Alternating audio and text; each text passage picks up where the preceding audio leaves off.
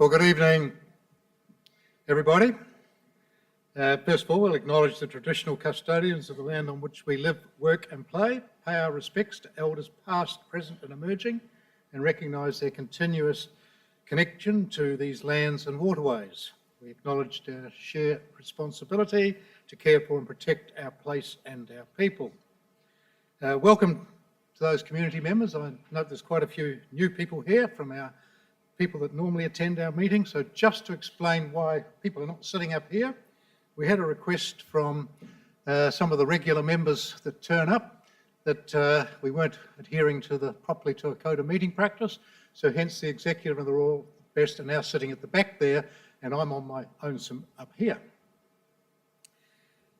So we are about to commence the public forum of the Council for the 22nd of August 2023, and I will now declare that public forum open. Now, we hold this public forum to hear from community members who have registered to speak on items before the Council meeting tonight. And I do ask that community members be listened to in silence and with respect. Also want to remind speakers, indeed everybody who is here is watching, that this forum is being broadcast. That means the image and what you say is transmitted and recorded, and therefore you need to be careful of what you say to avoid defaming or offending anybody. And note the Council will not be responsible for your actions. First of all, I will ask if any staff have any conflicts of interest to disclose in the matters that are being discussed tonight. I've got a series of nods there, so we can accept that nobody has a conflict. Now, I will remind the community members, and I am aware that apparently you may have had a form that said 5 minutes. The rules of it are in fact 3 minutes. I will give a little bit of latitude, but we have 6 speakers to get through, and the Council meeting must start at 6:30 later, so I will try and balance that throughout, but just be careful and try and stick to your time for those speakers who are going to speak. And I note that we have 6 speakers, and the first, we have 2 speaking on draft dogs and open space action plan for community consultation. And the first one up is Johnny Rowe. Johnny, you'd like to come up to the mic there, and your 3 minutes commences now. Thank you, Mr. Hart, for the opportunity to speak here tonight on behalf of the majority of Davistown residents and the Save Pippi Point Off-Leash campaign team. We also thank all the staff involved with the DOSAP workshops for listening to the very strong community voice who want to keep Pippi Point Off-Leash area exactly as it is and where it is, and have taken all of the proposed alternatives off the table. To date, 2,722 people have signed the petition to keep Davistown off-leash area as it is. To put this into perspective, the population of Davistown is 2,602. And I know council is not that great at maths, but surely these numbers speak for themselves. I strongly disagree with the proposed reduction in size of the off-leash area at Davistown for several reasons. The reduction in size will lead to more noise for neighbours, as the dogs will now be right outside their properties, as opposed to being spread out all over the area. There will be an increase in wear and tear on the ground surface. There'll likely be more fights between dogs as they're confined to a smaller space. And the proposed fence also puts dogs nearer to the wading birds mentioned in the latest environmental report. On the subject of environmental reports, it's worth noting that none of the 3 ratepayer-funded REFs conducted into the area in recent years assessed the area's bushstone curlew habitat or under any threat from off-leash dogs. The 2010 Whelan's Insight report states, and I quote, "No significant adverse impact on the bushstone curlew would be anticipated by the reuse of the site for dog off-leash exercise activities." The 2014 Niche Environment and Heritage report states, and I quote, "The lack of records for this species since 2004, despite a number of surveys to look for the species, indicates that the bushstone curlew no longer uses this site and certainly not consistently as considered in the recovery plan." And the 2023 Future Ecology Report states again, and I quote, "The bushstone curlew, which is a nocturnal feeder, is less likely to be impacted by off-leash dogs. This species has not been previously recorded nesting or roosting on this site. And yet, incredibly, council still insists in the area is suitable bushstone curlew habitat and attempting to increase the fenced area as a result. The pictures of wading birds used as evidence in the future ecology report are from mudflats 500 metres away from the point, and extending this protected area will have no benefit to those birds whatsoever. We urge you, Mr. Hart, to put people first here, not the needs of a non-existent bird or the well-meaning but totally misguided desires of certain environmental groups. Please leave Pippi Point off-leash area as it is so that it may be enjoyed for another 40 years by the local community. Thank you. Did you actually finish, or did you want another couple of minutes, seconds? No. You're right. Thank you for that, keeping to time. Our second speaker is Mr. Graham Hughes from the Draft Dogs Policy. Good evening. Thanks for the opportunity to address this issue, which, as you all know, is very close to our hearts, very much the same as the Davistown group. I live in Wombrel. I've been taking my 4 dogs to the Haven for many years. I've got 2 small dogs and 2 whippets. These dogs have very different exercise needs, and they are a microcosm of what actually happens at our park. The smaller dogs are happy sniffing each other and rumbling around in a relatively small area, close to their owners. The bigger dogs are busy chasing balls and frisbees and running madly around, and they require much more space. The Haven is perfect because it allows for all different off-leash activities. It's large enough, it's well grassed, and it drains very well, even during the wet periods. We don't wish to be argumentative, but our group fails to recognise the risk factors that Council has identified. And we see greater risks at the 2 proposed alternative sites, despite the lack of size, drainage issues, wildlife presence, and neighbouring properties. The proximity of heavy traffic from nearby roads makes them unusable in our view. Even the most well-trained dogs can be persuaded to ignore commands when faced with local cats and so on. The beauty of the Haven is it's geographically isolated from the neighbouring community. We're not, in fact, interfering with anybody's properties. We see the Haven as the only appropriate off-leash site in our area. It's an iconic area that has the esplanade, the beach, the boardwalk, cafes, sports field, rock platforms, and the Haven for dog exercise, as well as whale watching and picnicking. In fact, it's got something for everyone. Any risks associated with the whole area are surely risks for all users, people, children, and dogs alike. Dogs are leashed until they arrive at the Haven when they're released. Most weekdays, it's only mainly dog owners and a few others. Very few, in fact. Today there was a few dozen people there in the afternoon. It's different on the weekends and holiday times when it's very crowded. But even so, because of the size of the area, we believe that everyone can coexist and everyone has a right to do so. The point is they have varied options, and they only go to that area to do what they particularly want to do. If you leash the dogs within the current off-leash area, it sort of makes no sense, and it would be likely to cause greater issues due to their proximity on the pathways and so on.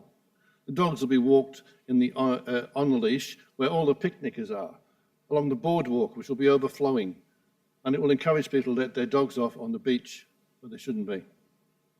In seeking You can have another few seconds. In seeking compromise, we can only see fencing as being able to mitigate any concerns that council may have. We feel that the entire area could be fenced and appropriate signage used to inform the community.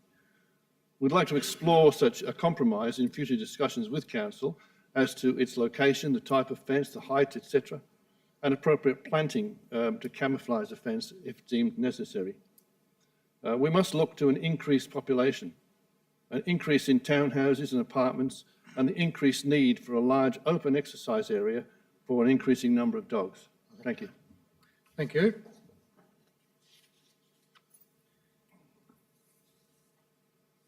And our next speaker is Norm Harris, speaking on item 2.5, reclassification of land. Norm, welcome. Good evening. I brought along a copy of the Peninsula News, the latest copy of the Peninsula News.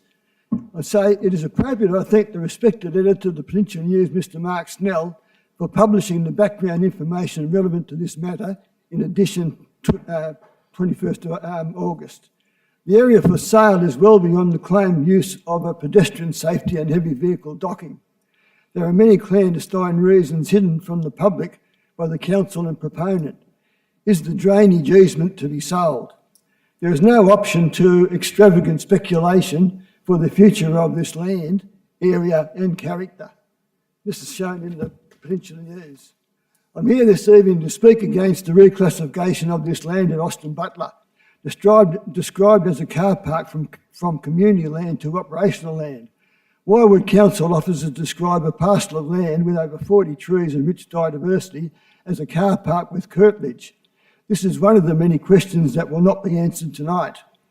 Another question is, will the council be transparent about the real reason for not progressing with the Woy Woy Town Centre Management Plan and why it thinks it's a good idea to reclassify and sell off this land for development that result in destruction of this essential vegetation, which is limited in the town centre, but there's ample on-site space to redevelop the centre or find another location.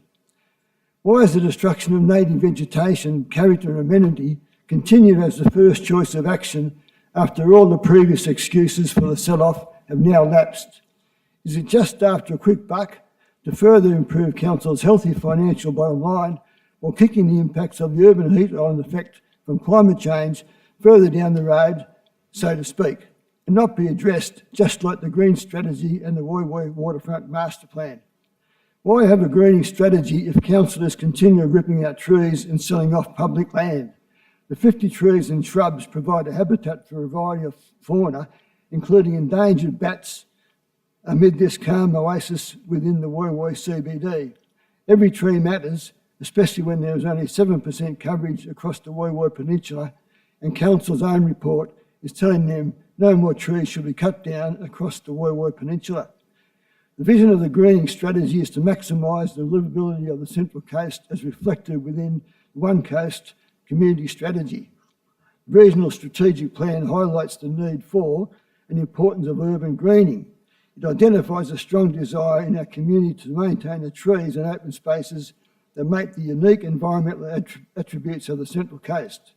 Does the destruction of over 30 trees at Austin Butler Reserve for a car park enhance the urban forest and flow with the strategy 3.5 of the current regional plan? Without a master plan that is adopted, and that refers to Woy Woy Town Centre, opportunity overrides all planning policies and further opens the door to uncertainty which residents have lived with under this failed merger and ongoing administration. This uncertainty also flows into the council's failure to update its climate change policy from 2015, statistics that fed into the recent floodplain study.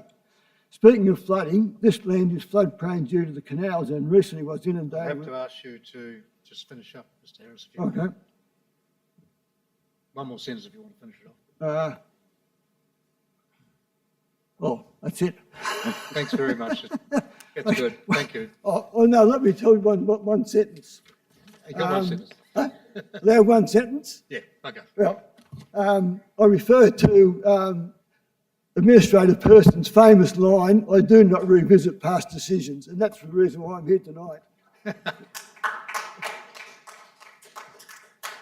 Okay, moving right along.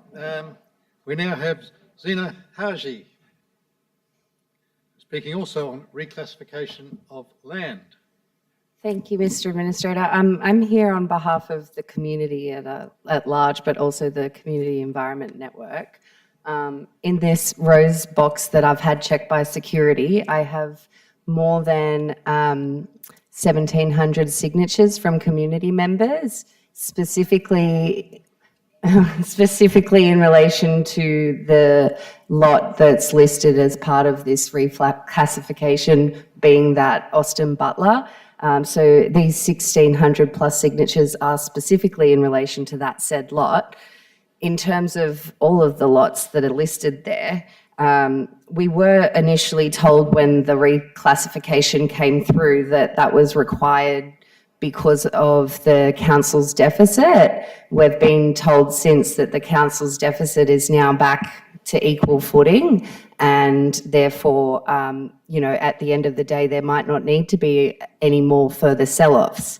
So in relation to all of the listed lots, the council staff have provided you with 3 options.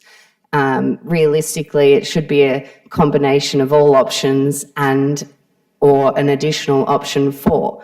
Considering that the options are listed to reclassify some lands as operational to community, which is very highly commended based off the fact that the lands in Buff Point, Davistown, Hamlin Taylors, Gillaby, Lisero, along with natural areas in Springfield and Watanabe, they are operational currently, so it would be fantastic to take them back to community.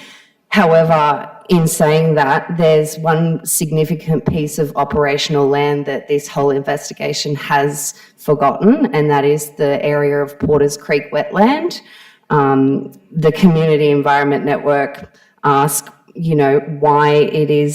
why that has been left off the list in terms of the reclassifications. In terms of when Tranche 3 was initially proposed in 2020, it appears that council have ignored a lot of the community's recommendations for the particular lots, and therefore most of these lots should be paused. We have currently on the agenda a 2.9, I believe, is to become a member of the local ICLC Council Sustainability membership. I vote that we pause the reclassification of the community-based lands to operational until you've had some time as part of that group, so you can understand the importance of heat loss and treescapes. And I'm out of time, but I think I've made most of my points. Thank you for that. Done well. Thank you. And our next speaker is Mark Ellis on the nuclear-free zone Gosford City policy.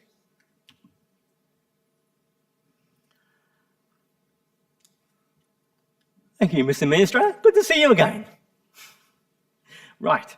So I'm here also to speak against the removal of the green corridors in the environmental management from the revocation, but mainly for the nuclear policy.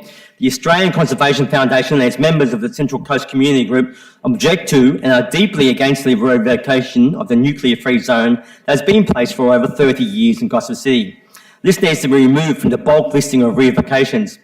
Whilst there has been an ongoing review since 1984 and was last brought to Council in 2021 and supported by the community and the previous Minister, Dick Persons, one has to ask, with so many issues at hand to face the Central Coast Council, why has this item been voted on by the democratically elected council now been raised for the second time for revocation under the administration? The reason for its removal is farcical, saying it needs to be removed because it's aspirational. Are we really going to be removing the green strategy because it aspires to plant more trees, or the council's aspirational target to get rid of net zero? What is the council's framework, and how do they suggest they enact a nuclear-free zone across the Central Coast? Is the unelected council making a deal for a nuclear waste dump in the hinterland or a nuclear facility in one of the degrading power stations on the Central Coast? Who within the unelected council bureaucracy is pushing for this?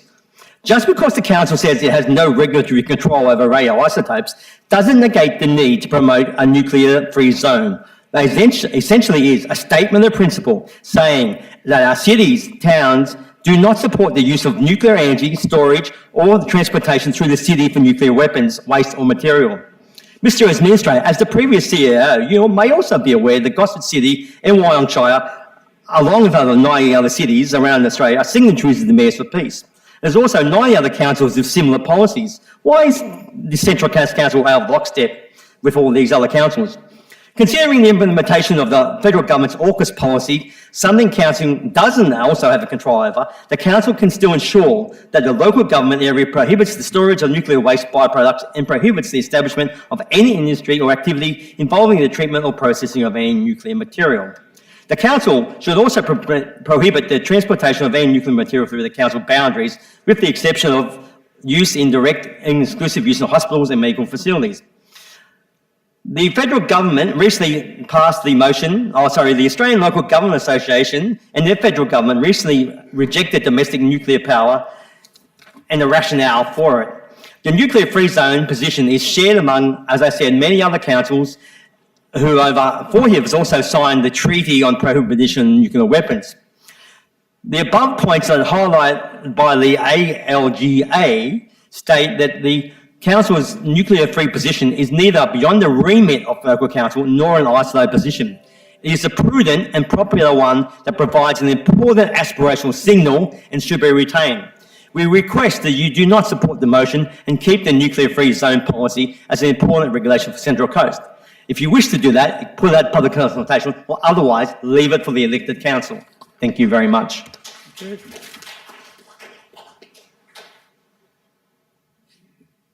And our final speaker is Zena once again on the revocation of policies. Thank you. Yes. As a member of the public with no current councillors, I find it outrageous that I can only speak to 2 items, and furthermore outrageous that only 8 speakers can provide information to the public forum, where in actual fact there's more than 8 items on the agenda this evening, all of which hold very important significance. In relation to the revocation of the policies, I wholeheartly believe that this entire item should be deferred, at least until you have some time in the ICLEI Local Government for Sustainability and attend the Cities for Nature Academy, which is item 2.9. In relation to the list of policies, the supplementary agenda, which included links to all of the policies recommended this evening, was only provided this morning. I believe that's too little too late. How can you, the administrator, and furthermore the public, form an idea on whether or not these policies should be revoked in such little time? In addition to that, I ask, what happened to the former Gosford City Council's policy of being a refugee welcome zone? It appears that the amalgamated councils don't have a current refugee welcome zone status, whereas the previous Gosford Council did. Has that policy has that just fallen at the wayside? Is it listed somewhere? Perhaps that should be on the list this evening for the revocation of these policies. In terms of policies, again, there's a lot of environmental ones on there. So being a member of the Community Environment Network, I found it quite difficult to ascertain which ones have been utilised appropriately by the Amalgamated Council and you administrator, as well as the fact of uncertain if these are actually, one of them I believe said that it's coming up for public comment in 2024, which means that you'd be superseding one policy without actually having a public comment for one in the first place. In addition to that, considering I've got 30 seconds left and can only speak to 2 items, I will just mention the last item on the agenda in relation to the Metro Cinema. I believe that it's outrageous that the former council even former council of Wyong built the cinema in the first place, and we further to continue to subsidise rent whilst Hollywood actors and screenwriters are currently on strike, and therefore there might not even be any movies for a little while unless it's on a streaming service. Thank you.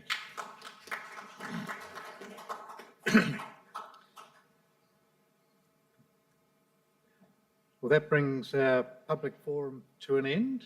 So I will now close the public forum, and we will commence the council meeting proper. in approximately 5 minutes' time. Thank you.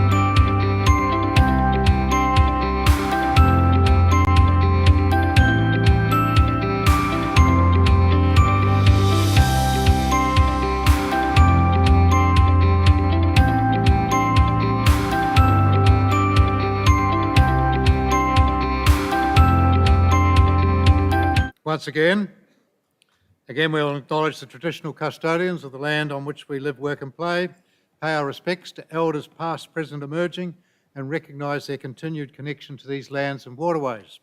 And we acknowledge our shared responsibility to care for and protect our place and our people. I will now declare the council meeting for Tuesday the 22nd of August officially open. Just a warning that again, the meeting is being webcast, so you should avoid shouting out, making comments, because they will be recorded and we won't be responsible for your actions. Also, just to remind you that we don't permit filming in the chamber, and anyone who is filming may be asked to leave. Well, I want to just welcome everybody coming along. It's actually great to see a lot of people back into the chamber. It makes it much more sort of interactive when we've got people there. And also welcome to those who are watching along at home tonight through the webcast. I just want to talk a little bit about the FIFA Women's World Cup. I want to formally acknowledge the outstanding Matildas for their history-making performance at the FIFA Women's World Cup this month.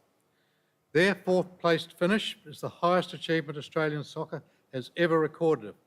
If that's not enough, the way they have united and inspired us as a nation will never be forgotten. Now, while the English Lionesses were no one's favourite team after knocking the Matildas out of the final last week, they were a very gracious group of people to host here, as was the German team. And we were very lucky to have both those teams based here on the coast at Tuggerah and at the stadium respectively. And the English team were a model to be applauded for the way they behaved up here. And also they have left over $300,000 worth of gym equipment to the Central Coast Mariners before they've left the Central Coast. So the Central Coast benefited quite dramatically, particularly from the Lionesses, but also, of course, through the efforts of our staff and the help of FIFA, we actually have a perfectly put together grounds at Tuggerah and at the stadium because FIFA had to have those at a particular standard. So while our staff did a lot of the work, we did get some help from FIFA along the way. So the event's been a remarkable and once-in-a-lifetime event for Australia and Central Coast residents, and it clearly is going to supercharge the future of women's sport in Australia. And I just want to note that the Mariners this year will have a women's A-League team in the competition for the very first time. And I have to say, I met some of the young players and wow, their enthusiasm is just catching. So we have another great team, hopefully to watch. And there's going to be a number of double headers, I understand. We will get the women's team playing before the men's team, or maybe vice versa, I'm not sure. But anyway, those will be great things to follow because we have some of the best players in Australia playing here on the coast. Shark Nest, it would be remiss of me not to talk about the state government's recent decision for shark nets. Yes, I agree. They've had every bit of warning that we particularly are against the use of shark nets. I've made that clear from the very day that I arrived here. For those who are not aware, I was in fact, for my sins in the past, in charge of New Zealand fisheries way back in the, let me get this right, in the 90s. And I have to say, even back then, New Zealand was looking for other technology to get away from shark nets. So it's surprising, more than 25 years later, we're still waiting for the state government to actually do things. So the council's stance has not changed. Council does not support ocean shark nets and instead encourages the Department of Primary Industries to consider alternatives and to use all the available technology which is available. Council will continue to work with the government, however, to ensure the ongoing safety of our Central Coast community throughout the summer season. I'm not going to leave the beaches unprotected, so unfortunately we will have to have shark nets, but I don't think it's the right decision to leave them totally unprotected at this time. And I do think it's time that the state government sits down with local councils up and down the coast and discusses that timeline for transition away from shark nets. And I will certainly share any information that I can get with the community should this actually request be granted. Australia Day Awards. Nominations are open for Central Coast Council's 2024 Australia Day Awards. For almost a decade, these awards have acknowledged and celebrated the contributions and achievements of over 100 locals. There are multiple categories open to celebrate a diverse group of residents. And just a reminder, nominations close on Sunday, the 24th of September. So if you know people and you think they've done a great job, please nominate. The Gosford Regional Library is moving ahead. This morning, we announced the awarding of the construction contract for the Gosford Regional Library to the successful tenderer, who are North Constructing and Building Limited, and they are a locally based organisation up here on the Central Coast, and they by and large use local tradies and subcontractors to do the work for them. They've done a number of large projects, they've done a number of projects for this council, and their workmanship has been fantastic. So delighted to be able to announce that we've awarded that contract to North Construction and Building Company. And the new regional library, just to remind you, will be the first of its kind for the Central Coast and will offer an iconic public building in the heart of Gosford where the community can connect, create and collaborate. It's not your average library. It is designed over 4 levels. It's some 4,000 square metres. It will be a modern facility offering spaces for children and adults to learn, study or focus on things.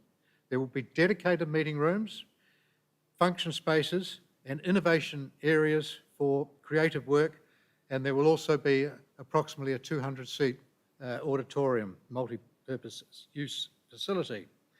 And we need to celebrate, in fact, that in Gosford we've got this developing things happening. We've got the university coming, we've got health precincts developing and so on, and now we will have a regional library that comes in there. And just a project we're hoping will be completed by the end of 2024. We also have some new online resources for community to be flood ready. Council has developed and launched interactive online flood risk tools and has updated the flood and emergency planning information on our website to help the local community understand their individual flood risk. These tools will allow everybody to be adequately prepared to respond when, not if, the next flood emergency strikes. The tools actually draw on the current data from the Bureau of Meteorology, and during times of emergency will allow people to map exactly how high the water will come onto their property depending on the amount of rain that the BOM is forecasting. So you'll be able to go in there yourself. It'll show you the current levels, get the forecast from BOM, add that in, and see what it does to the levels around your property. So that will help individuals to be able to plan for themselves, and for younger people who might access that technology more easily, to be able to inform parents or other relatives that may not necessarily be able to use it. So it's the old story. When it comes to emergency preparedness, knowledge is power. And I'm pleased that these tools have been launched to help our community prepare and build resilience.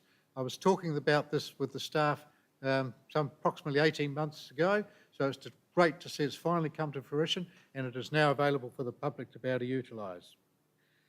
Another nice piece of information is the Magenta Shared Pathway. Construction is now underway for the final stage of the Magenta Shared Pathway to link pedestrians and cyclists from the entrance right through to Toukley.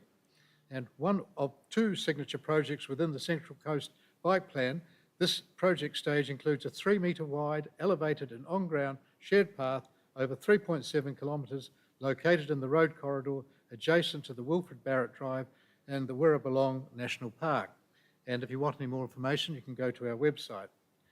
We have the Facade Improvement Program open. It's a very popular program, and it does allow organisations out there, business and commercial properties, to apply for grants up to $5,000 to enhance their building facades and improve accessibility to the site. And it's a very successful program, and it's building on what we actually did as a pilot program last year. Again, if you know anybody, point it out to them, ask them to go to the head website for more information. And finally, we held a civic reception for the Mariners, and hundreds of fans rocked up to the civic reception run by Councillor earlier this month. And it was an honour to be able to hand over the key to the city to the Mariners. It doesn't actually get them an awful lot, but it's symbolic for their incredible championship win during the A-League Men's 22-23 tournament. And just to remind people, the score was actually 6-1. And if you put that into context of the scores in the recent FIFA World Cup, scoring 6 goals in a grand final in the A-League is no mean feat. The civic pride and joy that was felt across the coast after their thrashing of Melbourne City was something really to celebrate, and that's why we combined this event for the Key to the City with their season kick-off, where the full men's team were in attendance for signings and photographs, and the new women's team, as I mentioned earlier, was officially launched for the upcoming season, and that's where I met a number of the new players that are coming along, and some of them are very, very young, in their teens. Anyway, that's the end of the closing comments, and I'll thank you all for coming along tonight, and we'll move on into the meeting proper. So item 1.1 is disclosures of interest. I have no disclosure to declare. I don't believe any of the staff have. So we will now resolve to adopt the resolution that is displayed on the screen. Item 1.2, which is confirmation of minutes of the previous meeting. I can confirm, because I was present obviously, that the minutes are full and accurate, and we will now move to adopt the resolution that is displayed on the screen. Item 1.3, notice of intention to deal with matters in confidential session. We have no matters this time round to discuss in confidential session, therefore I will resolve to adopt the resolution that is displayed on the screen. And moving into the agenda items now, we have item 2.1, and I think you'll cover 2.2 at the same time, Mr. Farmer. The Chief Executive will talk to the monthly finance report July 2023 and the investment report for July 2023. Mr. Farmer. Thank you, Mr. Administrator. And the report for the month of July is a preliminary report as we work to finalise the audited statements for the previous financial year.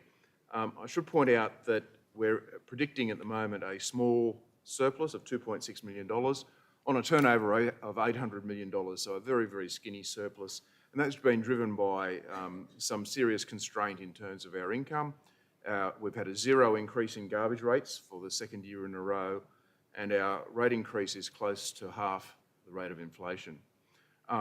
The results for July show an operating deficit of $10 million against a budgeted operating deficit for the same period of $6.3 million. However, water billing was delayed into August, and this totals $6.8 million. So after allowing for this late water billing, Council is performing slightly better than budget for the first month of the year. For example, General Fund shows a small surplus of $2.6 million versus a budgeted deficit of $0.7 million, so of $700,000. So we're slightly ahead of budget, but very close to the wire on that. In terms of capital expenditure, following on last year's excellent result where we delivered our capital program within 2% of target with capital expenditure of $11.6 million versus budgeted estimate of $11.2 million. Our early loan repayment amount, our reserve has $47 million in it, and we intend to grow that between now and December, when we'll be able to make a substantial repayment against those emergency $100 million loan that was drawn down 2 years ago. Council currently has $707 million of funds on deposit, and that's invested with Australian banks. Thank you. Thank you, Mr. Farmer.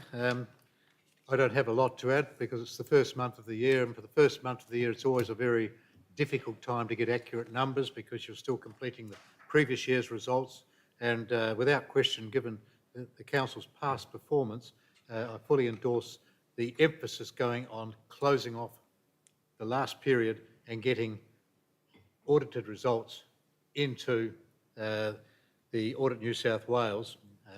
When I've audited, I mean through our own internal audit committee, through that and into New South Wales audit on time this year. So the staff are working flat out to try and get that. But the indications are from the indicative numbers that allowing for the fact of the delay in the water billing, we're pretty much on track, both capital-wise and from a P&L point of view. So relatively comfortable at this point of view. So First of all, I'll approve the resolution that's on the screen for item 2.1, and then we'll move to also approve the investment report, item 2.2, that is also shown on the screen. We'll now move to something that probably quite a few in the audience are interested in, which is draft dogs in open space action plan for community consultation. And I'm going to ask Alice Howe, who has led, her teams have led the consultation process in pulling in a vast amount of data together. It's a very difficult issue. I know that the Chief Executive, myself, and experience in many councils, there is no more difficult task than getting an agreed policy on dogs off leash. And I'll allow Alice to introduce where we're up to so far. Thank you, Mr. Administrator. As you mentioned, this report presents a revised Dogs in Open Space Action Plan for public exhibition. The Central Coast has the highest number of companion animals in New South Wales and the third highest number of dog attacks. Council's open space network is experiencing competing interests and pressures as both the human and dog populations continue to grow. The Dogs in Open Spaces Action Plan seeks to balance the needs of dogs and their owners with those of other users of public open space. This revised draft plan has been prepared in response to Council's resolution of December last year, which required staff to simplify the document and to address key community concerns around recommendations for off-leash areas at Davistown and Terrigal and timed use of off-leash beaches. Since December, expert advice has been sought, a consultation report has been published, and community workshops have been held. This additional input has led to the revised draft plan tabled with you tonight and available on Council's website from tomorrow morning. For Davidstown, a compromise position is proposed to manage potential conflicts between dogs off-leash and threatened shorebirds, which is to increase the size of the current dog exclusion area. Endangered bird species recorded in this area include the pied oystercatcher and bush stone curlew, which are listed as threatened species under the New South Wales Biodiversity Conservation Act, and the bar-tailed godwit and eastern curlew, listed as threatened under the Commonwealth Environment Protection and Biodiversity Conservation Act. The proposed exclusion area is shown in green on the slide, with the off-leash area shown in blue. And the beach and water of Crown Land to the south is also available for off-leash dogs. Dogs will be permitted on leash in the unshaded areas of council land. At Terrigal, it's proposed that the current off-leash area at the Haven be converted to an on-leash area and an alternative location be provided adjacent to the Wombrel Surf Life Saving Club. This proposed alternative site at Wiles Avenue, Wombrel, is shown on the slide in blue.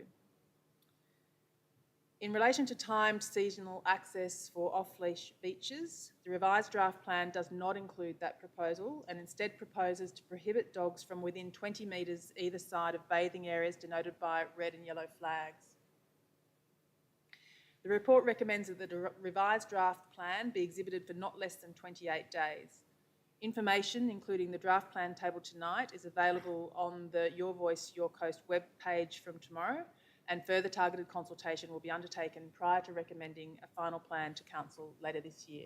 Thank you. Thank you, Dr. Howe. I guess the size of the number of dogs here, we have third highest number of dog attacks. We also have more areas that are available for off-leash compared to most other council areas. And it's quite clear that after 2 consultation sessions and focus groups and 3,159 written submissions, that there are very, very strong views out there.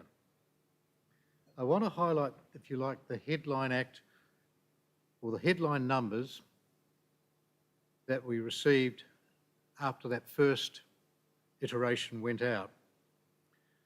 45% did not agree with Council's proposals or actions. And 37% actually agreed with Council's proposals and actions. Now that did vary from area to area, and that's capitulating the right across. There were 17% that were unsure. Now, what that clearly says to me, there needs to be some compromise. Those who are strongly supportive of retaining everything that's there in the current format clearly have to compromise, because 37% versus 45% is only 8% difference. It's not like an overwhelming difference. So we do need to consider some compromise. Now, those two areas where compromise is going to be required is particularly at the Haven and at Davistown.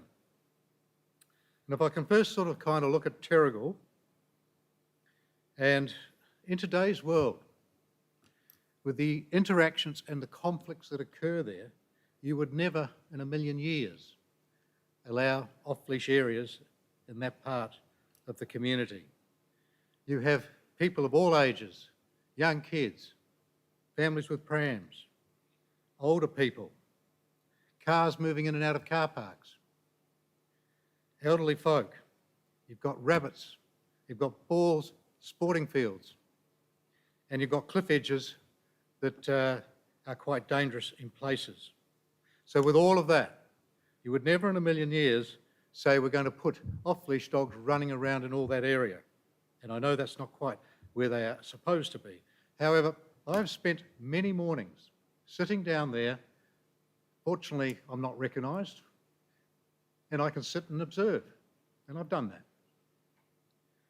And two things I'm going to talk to you, spell out. There was numerous items you could consider, but the two that would stand out was firstly right down on the waterfront, just between where the boat ramp is and where the cafes are, along that little bit of concrete pathway there. There were little kids this high running around on scooters. Quite happily, you know, I don't know, they're 5 years old, maybe 6, with the mother, with a couple of friends, just on the grass. I watched this guy come down off the hill with his dog, not on a lead. The dog was not aggressive, but it was happy and bouncing around. You should have seen those two kids let out a squeal, drop their scooter and run straight to mum. Now, the point about having an area is that everybody gets to enjoy it. And unfortunately, I've got to say, and I know the majority of people are well behaved, but unfortunately, up here we have a lot of people who are not well behaved. And unfortunately, you do have to consider that conflict areas. I also had some residents in today who came in today. I've also had Davistown residents in today talking to me about Davistown, but particularly these other residents who frequent the Haven and Avoca showed me multiple videos and pictures of people effectively totally ignoring signs, dogs bounding around in swimming areas within the flags and everything else. It's happening all the time. For those to say it doesn't happen, it does. As I said, I've seen some of it myself.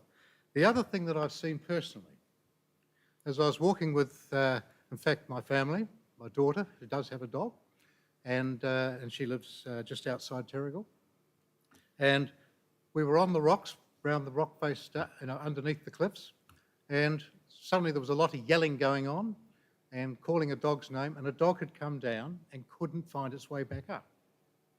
So the solution was the owners came down that hill. Now that was, as all of you who know, there's rocks underneath. It's quite high. And if a dog can't manage it, a human is possibly going to struggle as well. So dogs do go down there, whether it's chasing a rabbit or whether it just decided to go and have a look. But anyway, it couldn't get back up. So the humans then follow it. Now, these are the sort of things that are happening up there, and we have to be cognizant that those conflicts exist. The other thing is, I noticed time after time, cars arriving into the car park, owners getting out, opening the back door, and out bounds the dog and runs away. Now you're talking about car park, moving cars, people getting in and out of cars, and people not controlling their animal when they're letting it out of the car. So these are the sort of things that are going on all the time.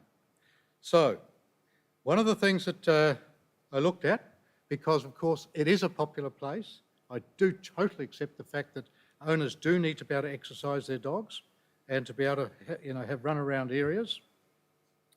The Haven is probably one of the most visited spots on the coast, and it's only going to get more popular. And we can't allow that conflict to continue to grow between off-leash and the public community.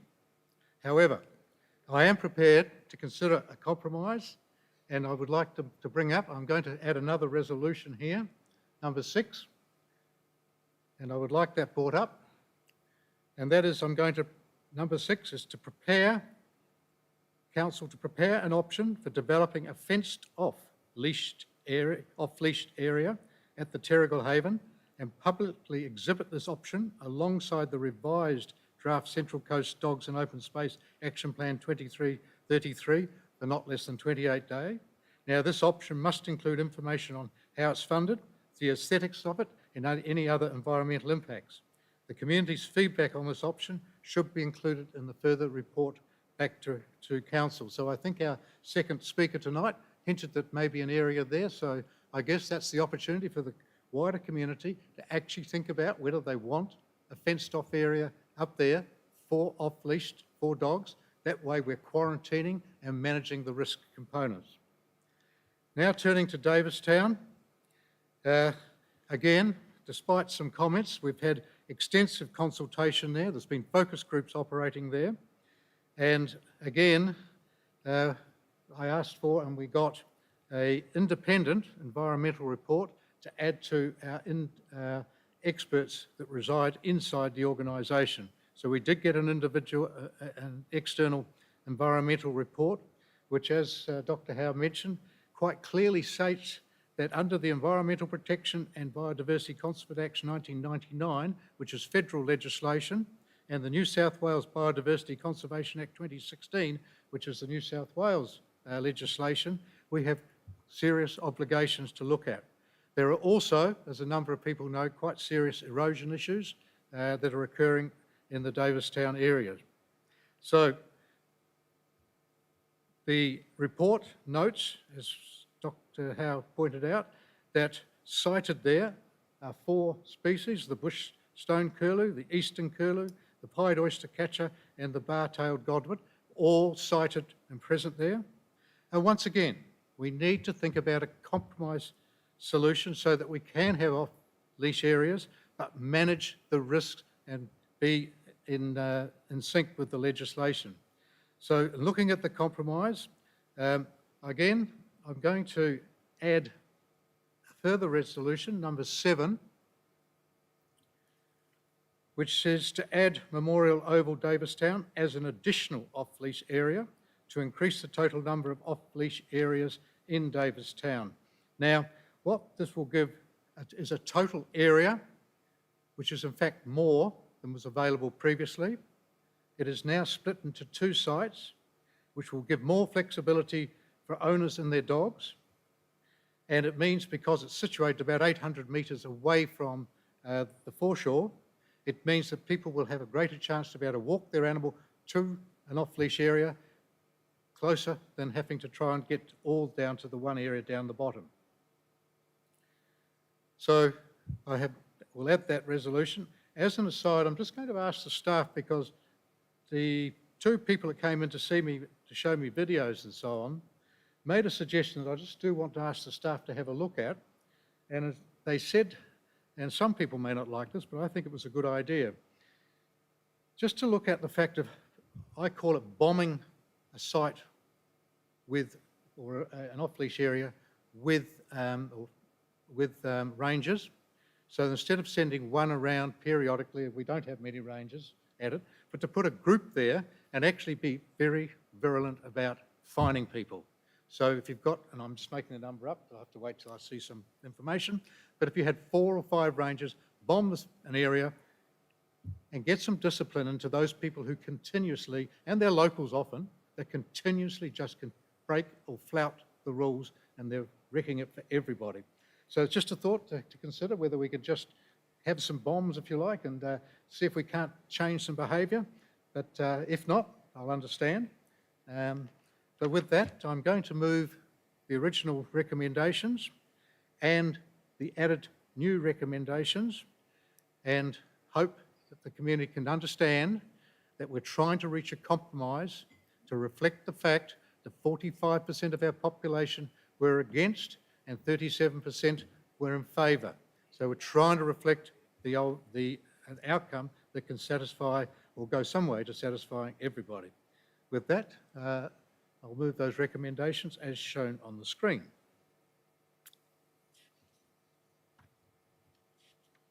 Item 2.4, the affordable housing project sites, investigation and optimisation.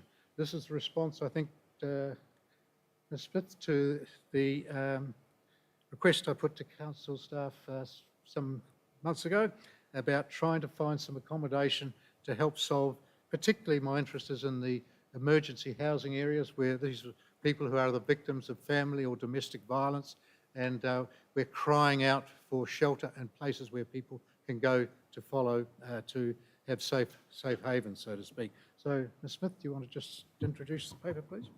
Thank you, Mr Administrator. This report responds to the administrative minute adopted by Council at the meeting of 13th of December 2022, that staff prepare a report which provides a list of suitable land available for use by affordable and emergency housing providers on the Central Coast. I would like to point out, though, in Table 2, there is an error whereby the first two listed properties, Long Jetty and Culmura, should have been removed. They're deleted from the recommendation and the attachment. Through this report, additional properties have been identified for inclusion in the Council's affordable housing portfolio, either on a short-term or long-term basis. In the short term, it is proposed that vacant dwellings be offered for affordable housing while their long-term fate is determined. In the longer term, it is proposed that a number of properties be offered to pre-qualified community or emergency housing providers for redevelopment as multi-unit affordable housing projects by way of either a long-term lease or by way of freehold with public contribution attached to the sites. These properties located at the entrance, Tukli and Wyong, are well situated in terms of public transport and availability of retail, community and health services, and have the potential to realise an additional 100 community or emergency dwellings. Whilst traditionally this has not been core business for most councils, there is an established and rapidly growing commitment by councils in the delivery of affordable housing and other forms of community housing in partnership with community housing providers. The critical undersupply of affordable housing on the Central Coast is both well known and well documented. Council can rely on a range of existing precedents to guide it in the delivery of successful partnerships and viable projects.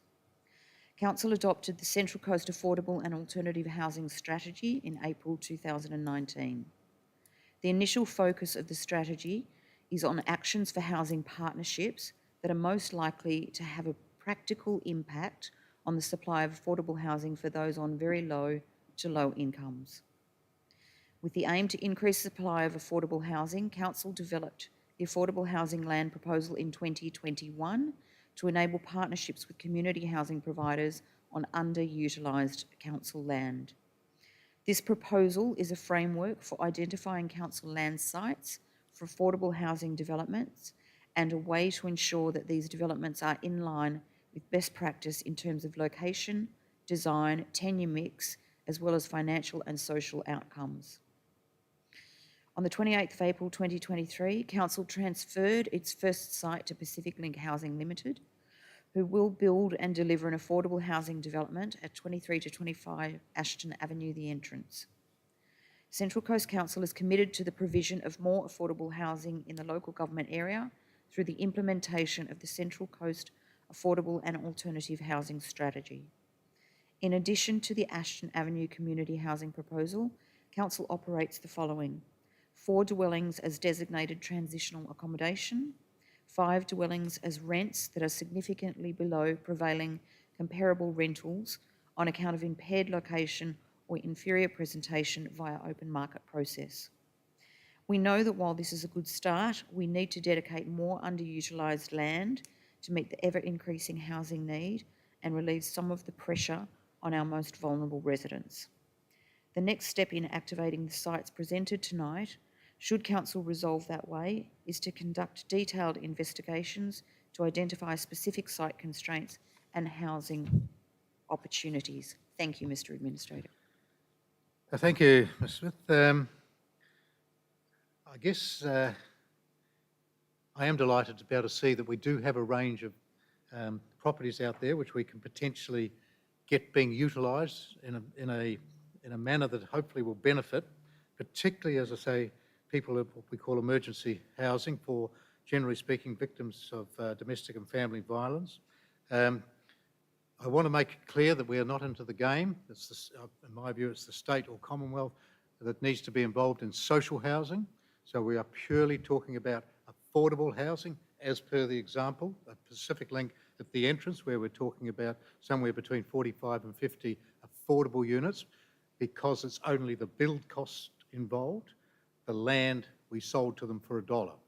Now, in some of these, and particularly organisations like Coast Shelter and so on, we may not have to sell the land. They can possibly operate on short-term bases with leases and so on.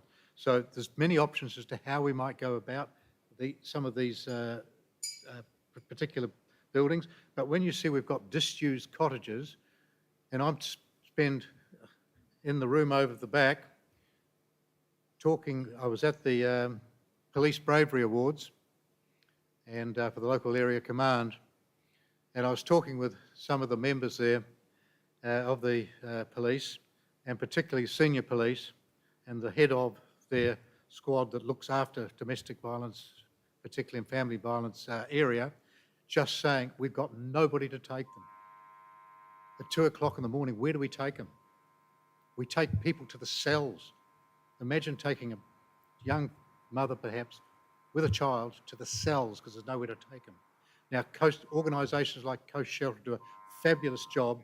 They get grant money and they're able to utilise some of these older buildings. They'll get grant money to fix them up, and then they've got a place to go. I just want to encapsulate one little story. I won't go into all the graphic details because it wouldn't be appropriate.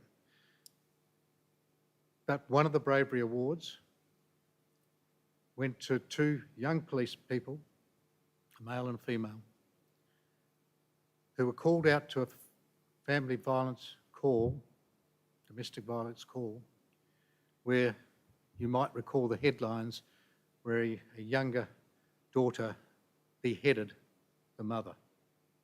That happened in our patch. And when I won't go into the gory details, but those 2 young police, those two police had to deal with that type of situation. We must have more emergency housing available because, again, the Central Coast, I think I'm right in saying, has one of the highest incidences of family and domestic violence. So a lot of these, I'm hoping that we can go towards that area. I think the total, if we get it right, might be about 100 odd, but that will be mainly probably affordable. But there's definitely sort of 4 or 5 properties here that can be available for an organisation like Coast Shelter to actually provide some emergency accommodation. So I see that as a big step forward. I see it as a role of this government, this local council, to actually, if it's got land that is sitting there doing nothing, a property that's just sitting there growing weeds and boarded up, why can't we turn it into something useful? So that's what this paper has done. With that, I'm happy to be able to move the recommendations as shown on the screen and make those as a decision of council. Item 2. We're on to 2.5. Oh, this will be what other people are here for. The bulk reclassification of land, operational to community and community to operational. Dr. Howard, you might like to lead this one off. Thank you, Mr. Administrator. As you mentioned, this report seeks a council resolution to progress reclassification of council land. Public land which doesn't include road reserves is classified as either operational land or community land. Community land is then further categorised into one of 5 categories of use. Operational land is typically used for council business purposes and may be sold or let under a long-term lease. Community land cannot be sold and can only be used for the purpose for which it is categorised, as described in a community land plan of management. These changes are proposed to better align the land classification with the intended use of the land. As part of the recent council community land plan of management consultation and the update of council's statutory property register, 80 lots at 14 sites have been identified that staff consider would be better classified as community land. 4 of these sites are community facilities, which are listed as being at Berkeley Sports Complex, Lakeland Community Centre, Wombrel Memorial Hall and St Barnabas Church. And the remaining 9 sites are open spaces or natural areas at Buff Point, Dalestown, Hamilton Terrace, Hamlin Terrace, Gillaby, Lisarow, Noraville, Springfield and Watanabe. The process to reclassify from operational land to community land involves public exhibition followed by a resolution of council. Once reclassified, the land must also be categorised and included in a plan of management, which involves a further community consultation process. With respect to Porters Creek wetland raised earlier, it's our intention to recommend reclassification to community land in due course. However, we propose to do that once the airport master plan is developed later this year to ensure that the areas for conservation and general aviation are considered together. As Council's financial position has now stabilised, staff have also reviewed whether sites previously resolved for reclassification and sale are still required to be progressed. This review has identified 3 sites for which progression to sale is no longer recommended and a resolution to revoke their reclassification and/or sale is proposed. There are 7 sites that staff consider should progress through the reclassification process, either for sale or long-term lease. These sites are Gosford Bowling Club, which will eventually be required to support the revitalisation of Gosford Waterfront, the Wallara Bay Bowling Club, the Greens Bowling Club and Wyong Recreation Club, which require reclassification and either sale or long-term lease in order for investment to be made in enhanced recreational assets. The former Norah Head Community Centre, which is required to be sold to raise revenue for a replacement community centre to be built. 2 residential blocks at Yarrala Road that were proposed for affordable housing, as discussed in item 2.4 earlier, and Austin Butler access at Woy Woy, which Peninsula Plaza seeks to acquire for improved heavy vehicle docking and pedestrian safety. In addition,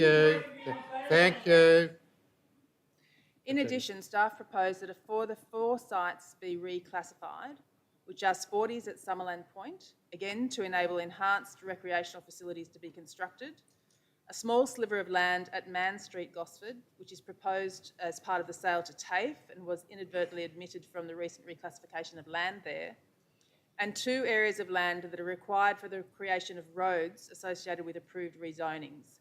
Community land cannot be directly dedicated as road reserve. It must first be reclassified as operational land and then dedicated as a road reserve.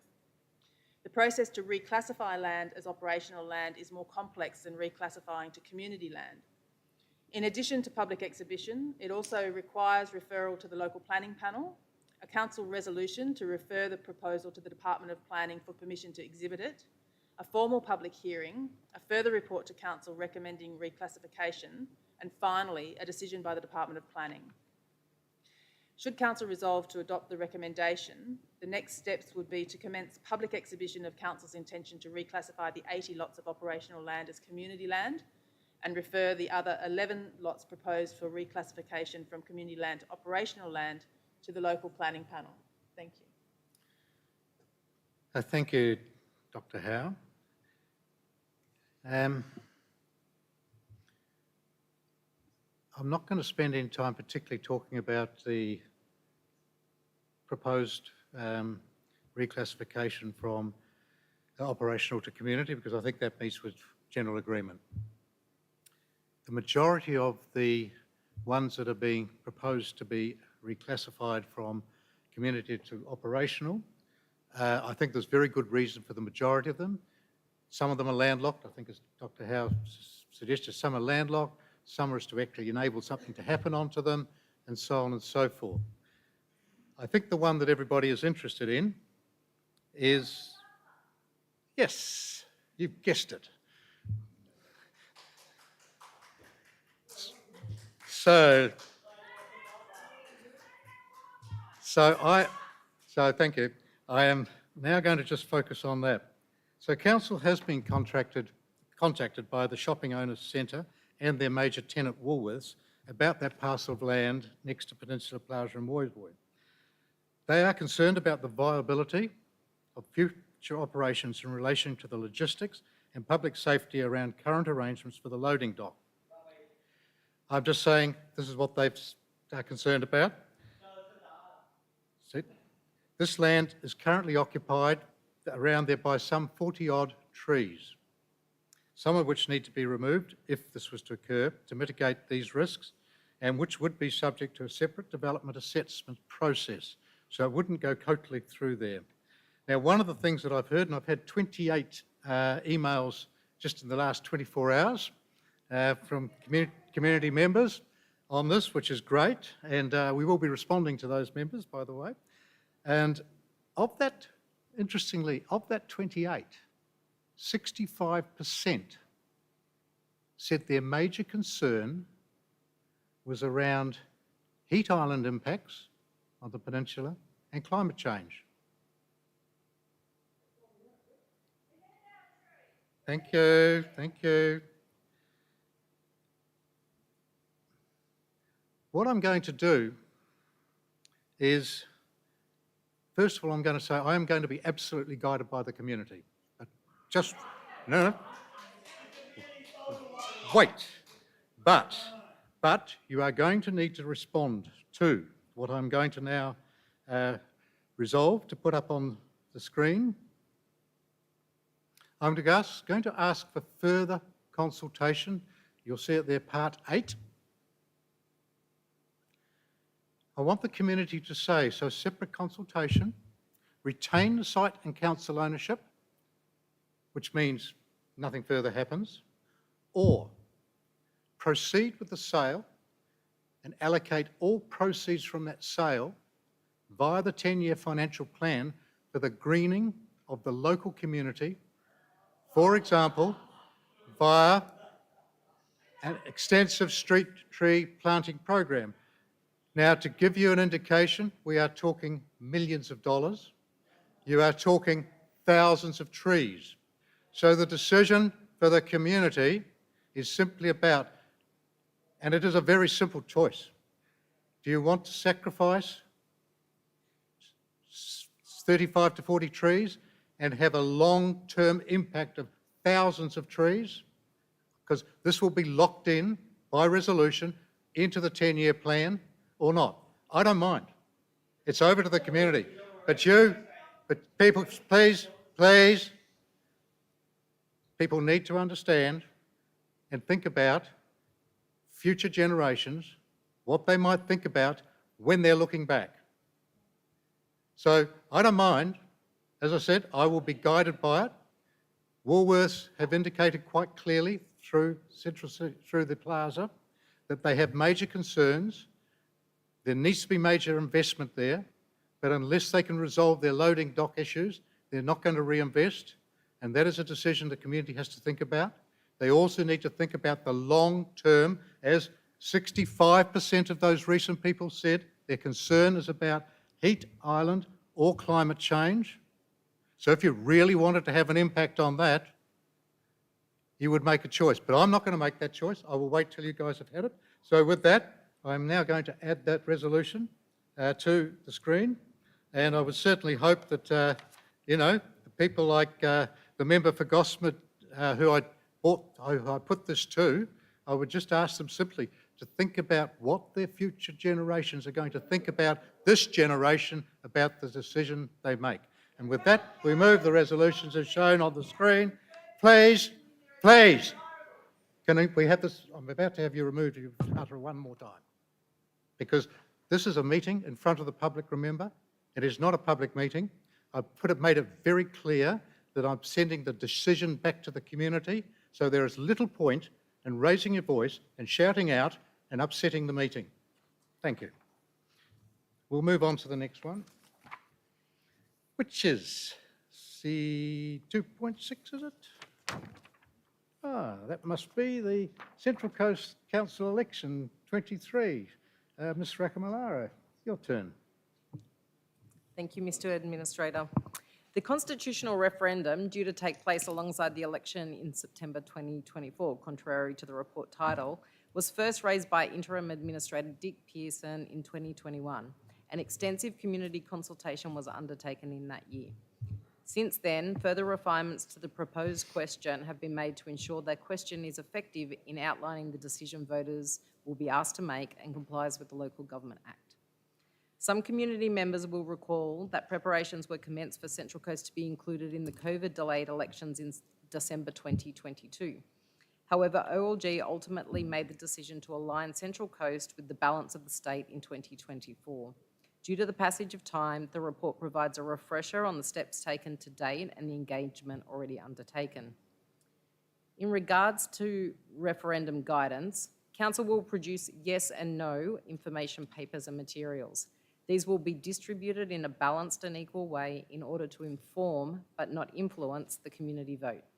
All official information is required to be factual and balanced and is subject to the regulation and oversight of the New South Wales Electoral Commission. The administrator, just like an elected councillor, is entitled to an opinion and can advocate for his view using channels such as media interviews and his column. These will be personal views held by the administrator and not subject to external oversight. This report settles a referendum question to be put to the community in conjunction with the September 2024 local government election, which responds to the community consultation in 2021 and includes input from the Office of Local Government and the New South Wales Electoral Commission. Thank you. Thank you, Ms. Rakamallara.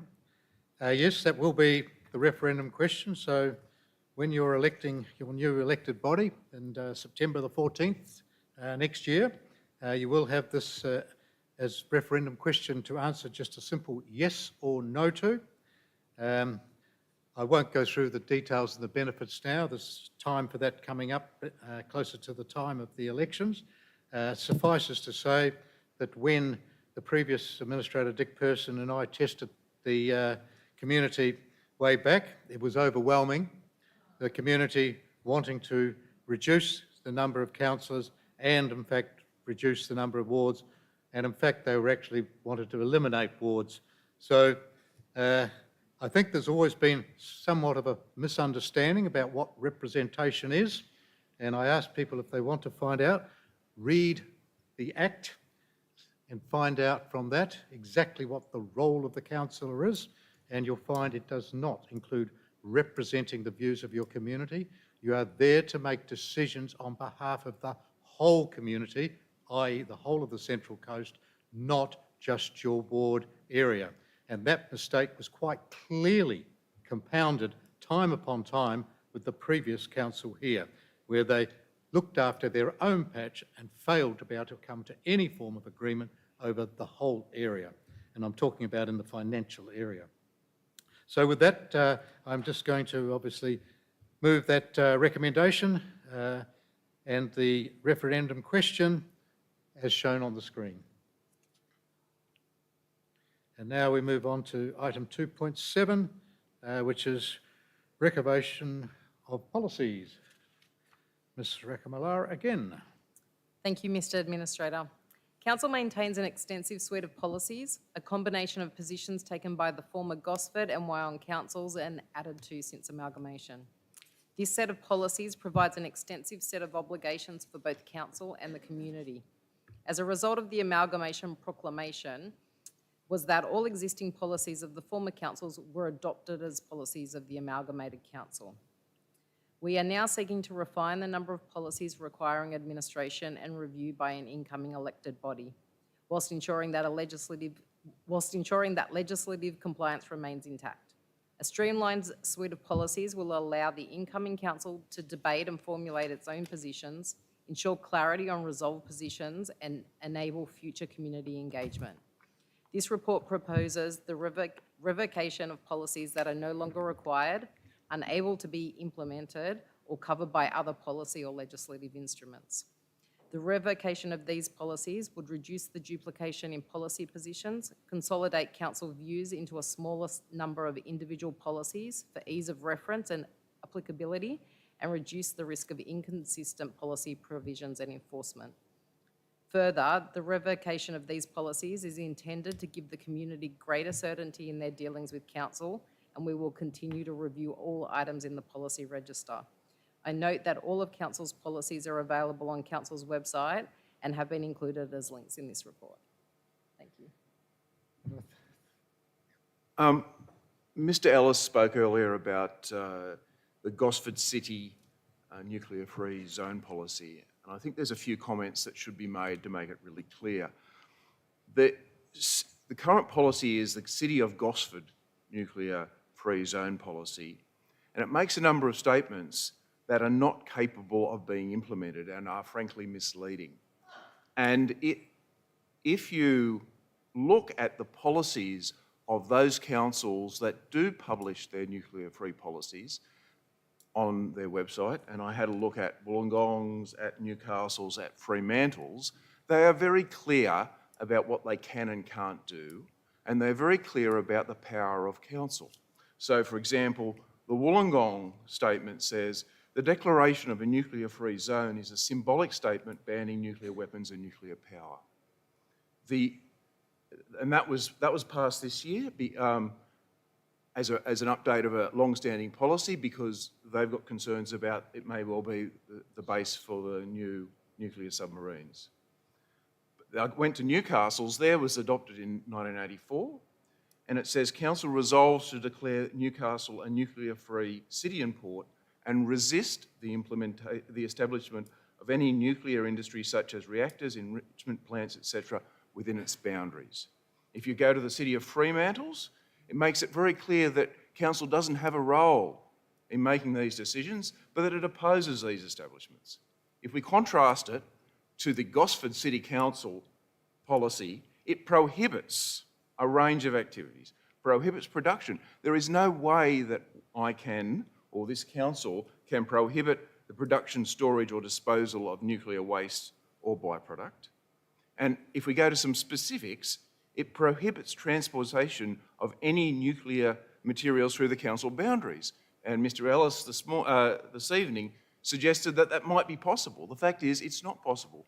I was a CEO of a council, another council several years ago.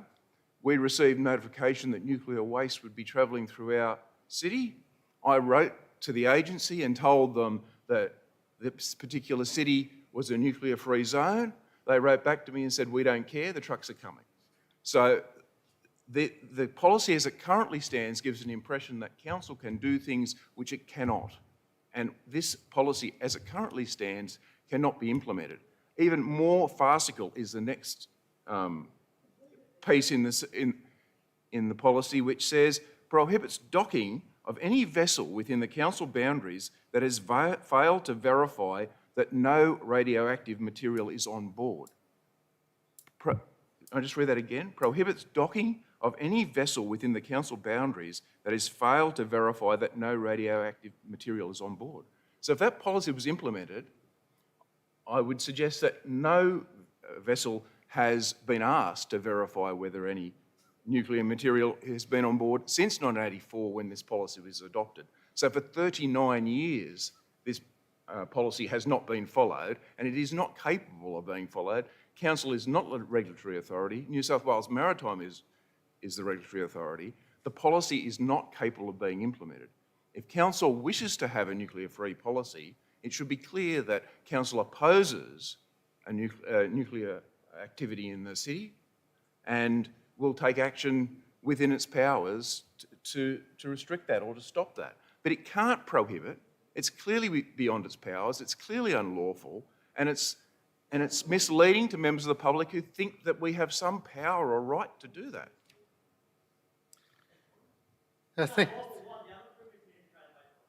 Thank you for that, and thank you for the comments from the audience. I am going to, it's quite clear from what Mr. Farmer said that in its current shape and format, it's not satisfactory. What I'm going to do is I'm going to add, we're going to call the current resolution there number 1, and we're going to add now a resolution number 2, which says, note that in relation to the Gosford City nuclear-free zone policy, Central Coast Council supports the previous policy position, and 3, requests that the CEO prepares a report for the newly elected council to consider whether Central Coast Council wishes to revise a nuclear-free policy position. So what I'm doing is saying the garbage goes out, we're keeping in place the intent of a Gosford City nuclear-free zone policy, and asking the staff to come back with a newly elected body, as requested, to actually develop whatever they want to develop. So with that addition, I'm now going to move all three of those resolutions and make those as a decision of council. Item 2.8, Statement of Business Ethics. Now, believe it or not, council does operate ethically, and in our purchase arrangements and so on, we must make sure, of course, that we look after, follow 4 key principles, which are fairness, prevention of corruption, value for money, and objectivity. In July 2022, council was also required to take reasonable steps to ensure that goods and services procured for and by the council are not the product of modern slavery within the meaning of the Modern Slavery Act 2018. And commencing from the 22-23 financial year, each council is required to publish in their annual reports a statement of the action taken by council, a statement of steps taken to ensure that goods and services procured by, etc., were not the product of modern slavery. So what we've done is the staff have now modified the particular documents and to encompass the new requirements, and then present it back, and what this paper does is now adopt those newly put together policies which now encompass the requirements under the Modern Slavery Act. So with that, I'm just going to move the recommendation to introduce that and approve the recommendation as shown on the screen. 2.9, which is the ICLEI, which stands for those who can't understand it, and I had to look it up as well, the International Council for Local Environmental Initiatives. So council has been invited by that group to join the Cities with Nature Academy, which is a subset, I guess. But in order to do that and get the benefit of the collegiate approach and the exchange of ideas and views, we need to become a member of the ICLEI. Now, to do that, it requires us completing some paperwork and paying the princely sum of $5,500. And once we've done that, then we have to pay a further $1,500 to be able to join the Cities with Nature Academy. I think it's a good idea, and for a relatively modest outlay, I think we can become a member, and hopefully we will get some information and learn some things, and no doubt we'll have some things that we can contribute as well.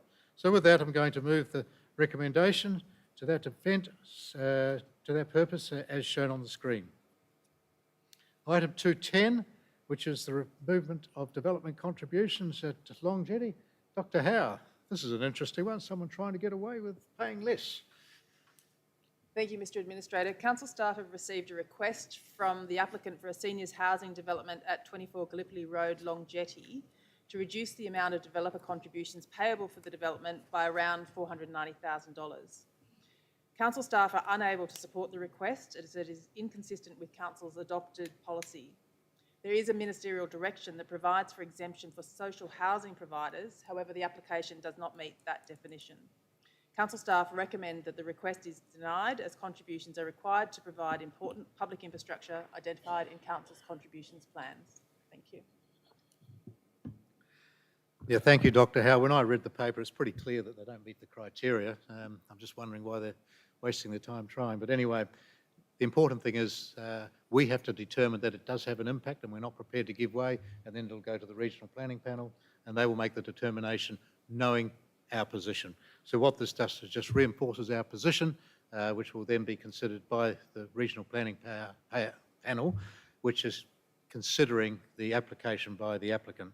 So with that, I shall move the recommendations that are shown at the top of the paper and move those that are shown on the screen as a decision of council.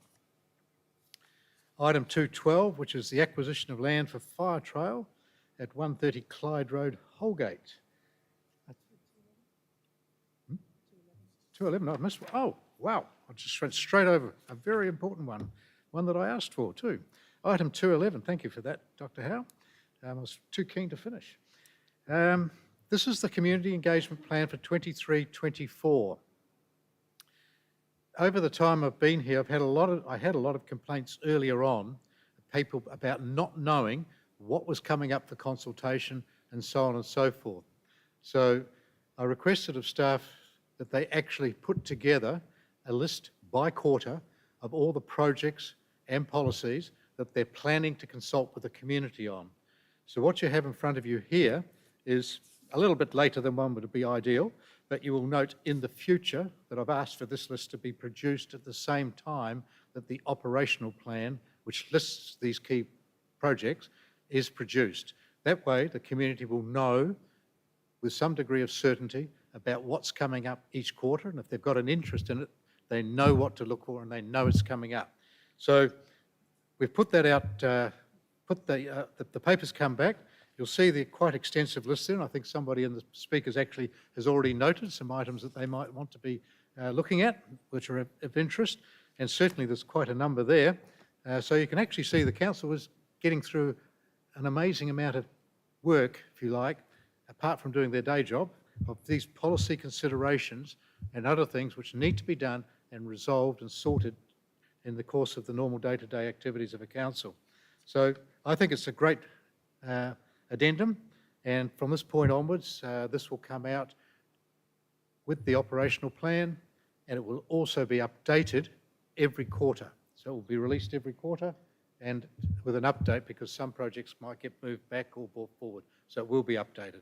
So with that, I'm going to authorise CEO to include that going forward and receive that report as shown on the screen.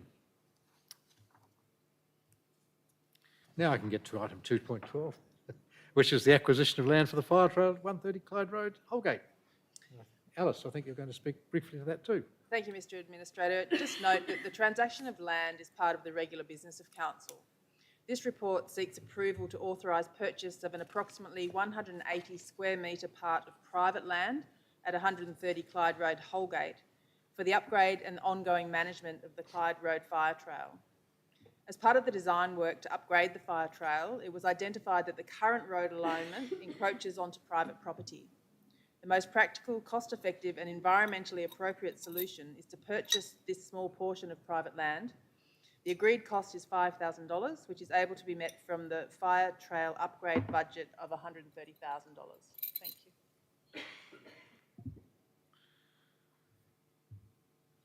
As Dr. Howe said, it's not always selling land. We actually sometimes purchase it for good reason. And this is clearly a good reason. It will certainly help the fireys and others, hopefully on the basis that we never get. They have to use it, but nonetheless, if they did have to, it will just make access that much easier. So very happy to just endorse the recommendations from the staff and for us to acquire that land and to do a bit of concreting. So with that, I'll move those recommendations that are shown on the screen. Item 2.13 is the Local Government New South Wales Annual Conference, which is this year is being held on the 12th of November. This is normal for the Mayor and councillors, I might add, to attend. It is at Rose Hill Gardens, the racecourse there in Sydney, and it does show the financials of the actual host organisation and consideration of motions that are submitted by New South Wales councils. Now, the Administrator is not entitled to actually vote on board nominations, because quite clearly, that is for political people. But however, one can vote and discuss with many people what motions are about. So I intend to attend that conference, and this council recommendation is just to note that the Administrator will be attending that conference as the voting delegate, and I will not be submitting any motions to the conference. With that, we'll approve the recommendation as shown on the screen. Item 2.14 is always a happy one. Delighted to see that there's quite a large list of people who are going to receive some small grants from the Community Support Grant Program. And this is all about trying to help little organisations just overcome some financial hurdles. It's the maximum of $5,000, and you can see that large number of very worthy recipients there who do lots of good work receiving some money. So I'm delighted to make their day. There are some that have missed out. We've given the reasons for that. And it's interesting that quite a lot are because they don't put an accurate or a good recommendation forward. And they are able to actually get the help of staff when they want to put an application forward. So anyone who is thinking about it would ask you to get in contact with Mel's staff, and they will point you in the right direction about getting, hopefully making your application a little bit more saleable to the panel. So with that, I shall now move that recommendation to distribute those grant monies as shown on the screen. 2015 is the Administrator Expenses and Facilities Report for the period January 23 to June 23. Ms. Rakamallara. Thank you, Mr. Administrator. This report aligns with the 6 monthly reporting provided for in the Council of Facilities and Expenses policy adopted in February 2023. The report shows expenditure in accordance with the prescribed categories and shows that the Administrator's expenses are within the limits of the adopted policy. Thank you. Thank you. With that, I will move the recommendation as shown on the screen. The last item was actually a late paper, which is item 2.16, the Metro Cinemas Lake Haven. Dr. Howe, you've been involved in this. Thank you. Council officers have received representations from Metro Cinemas asking Council to pay for the upgrade of the existing theatre-style seating to recliner seats to improve patronage at the cinema. Council has now reached agreement with Metro Cinemas for this seating to be replaced at Metro Cinemas' expense. The terms of this agreement are provided in the confidential attachment and are net positive for Council. An amendment to the lease is required to allow Metro Cinemas to purchase and install this seating. Thank you, Dr. Howe. I suspect there'll be many happy people, the fact that the theatre, A, can continue, and B, is going to have luxurious seating which you can go and watch the latest movies at. So I'm sure there'll be some happy people in that particular part of the Central Coast. With that, I will move the resolutions as shown on the screen and make those as a decision of Council. And that brings us to a close for the meeting for tonight. So I will close that at 7:42, and I will go up, and I imagine some of the staff will come back up the top and we'll have a cup of tea. I think there's only biscuits, unfortunately, these days, but you're welcome to take a biscuit of some there and have a cup of coffee and have a yarn. Thanks very much.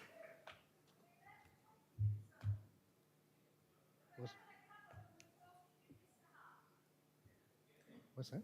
So I want to talk to you.